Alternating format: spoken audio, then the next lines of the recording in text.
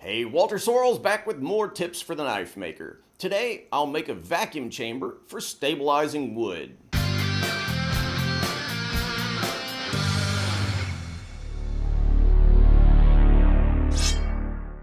Have you thought about stabilizing wood for knife handles or other woodworking projects for that matter? Well, today I'll be making a vacuum chamber for just that purpose. Now, if you're not familiar with wood stabilizing, the basic idea is to impregnate wood with a plastic resin kind of material which will make the wood stronger, harder, denser, less likely to move, less likely to crack during atmospheric changes or mechanical stresses like peening on handle pins. This stuff can be useful not only for knife handles but also for wood projects like wood turning. It's particularly helpful in improving woods like burls that are notorious for cracking or blowing up during woodworking operations. So, the basic way you stabilize wood is to stick the wood in a bath of liquid resin, then you suck the air out of the wood and you let the resin kind of get sucked back into the wood when you kill the vacuum. To do that, obviously, you got to be able to pull a vacuum and hold it there for hours at a time so that all that air can get out. That's where a vacuum chamber comes in. I'll be using a section of 4-inch PVC pipe for the body of the chamber, some aluminum for the bottom, and a piece of 1/2-inch thick clear acrylic for the top. It's critical to the operation of vacuum chambers that you be able to see inside, so part of the chamber has to be see-through. Basically, the top and bottom pieces will be pretty close to the same thing. They're just round caps, slightly larger than the PVC pipe, with a channel milled into them that's just wide enough for the mouth of the PVC to slide into. Now, sometimes I show really low-tech ways of doing stuff.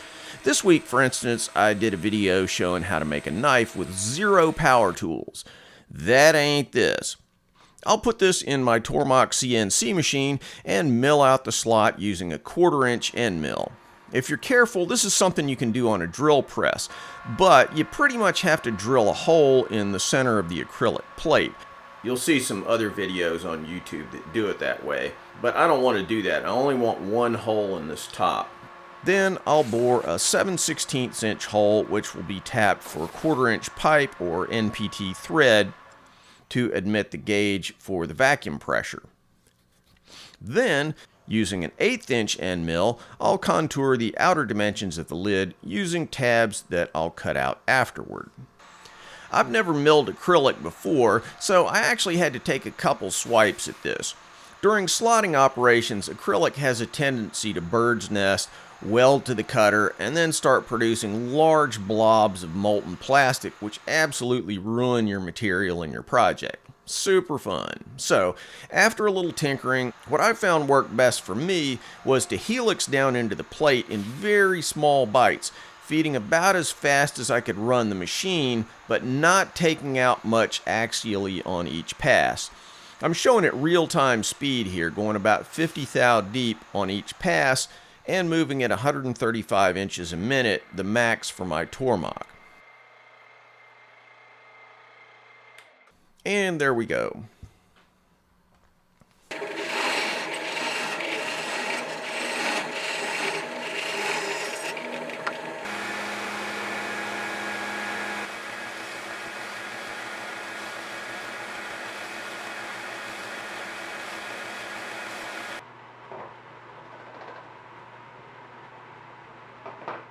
I'll repeat the process with an aluminum plate for the bottom. You could just as easily do this with a plastic material like HDPE. This build's kind of an exercise in overkill, so I'm using 6061 T6 aluminum.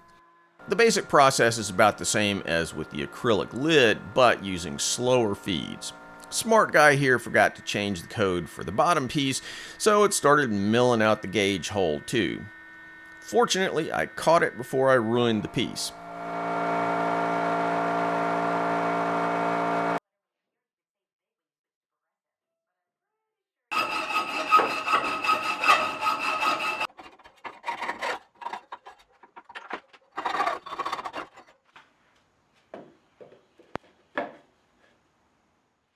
Next, I drilled a 7/16 hole in the PVC for the air outlet.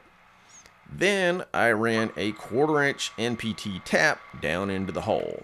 Some people do this in the lid, but my theory here is that the less I tax that acrylic lid, which is the weakest piece both geometrically and in terms of the material used, the stronger the lid is, plus the easier it is for me to see inside.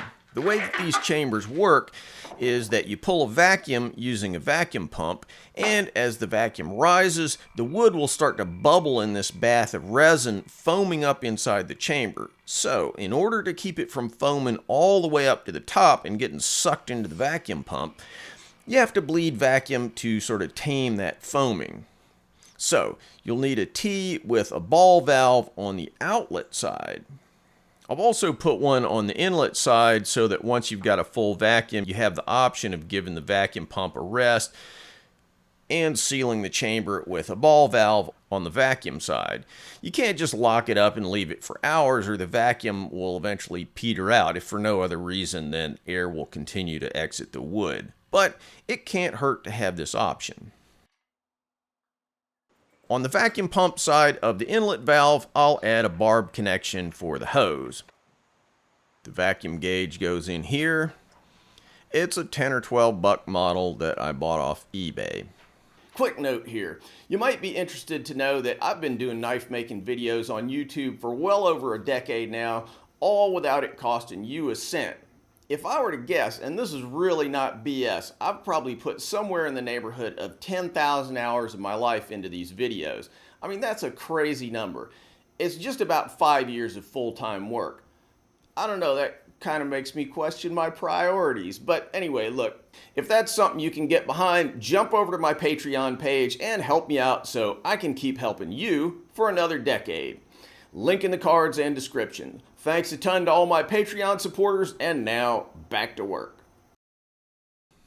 As you buy it, PVC pipe often has little chips and burrs in it, so I'll use my disc sander to put a really smooth, true surface on the top and bottom of the PVC section that I'll use for the chamber. Hopefully, this will help it get a good, clean seal. You'll notice that this vacuum chamber is only about 10 inches tall. Tall enough for handle scales, but still pretty small. I've reserved a second, longer piece of PVC so that, if warranted, I can make a taller version of this chamber in a fairly short period of time. But additionally, my plan is to work out the kinks in my stabilizing processes, and then, again, if experience tells me it's the right approach, I'll remake the whole thing in a 6-inch diameter size. Since I got the pump, the hardware, the design, CNC processes, and all that pretty well dialed in, it shouldn't be very hard or expensive to upsize the design. Basically, I just have to buy the PVC and some acrylic. And if experience shows any weaknesses in this design, I'll fix it in version 2. Now, after degreasing the mating surfaces with acetone, I'll fill up this channel in the base with silicone caulk and then slide the PVC pipe in.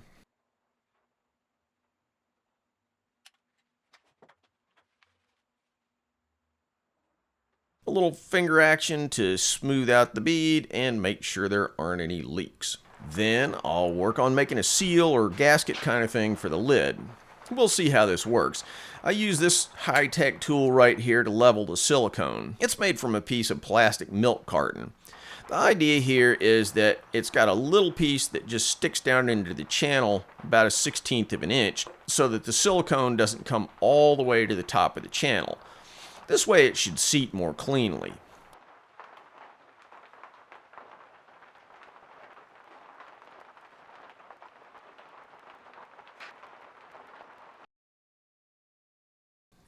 All that's left is to hook up the hose.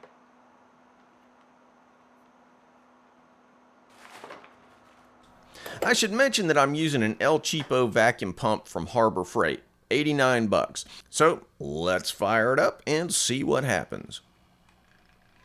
Yeah, buddy. Now I'll just throw some wood and some cactus juice in there and start wrestling with the ins and outs of wood stabilizing. If you want to follow more of my adventures in stabilizing, keep an eye out for upcoming videos as I jump into that world. Let's see what happens.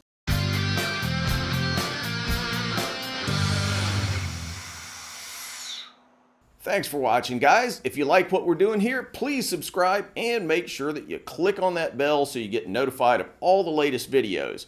Want to buy a knife from me? Check out my modern blades at tacticsarmory.com. Digging the channel? You can support our video making efforts on Patreon. You know, I've been banging away on these videos for like 10 years, so I hope you'll show some love for all that hard work. Link in the cards and descriptions. Finally, if you're interested in making Japanese swords, check out my full line of Japanese sword videos where I show how to forge Japanese swords as well as how to polish them and how to make fittings, handles, and scabbards. WalterSorrellsBlades.com.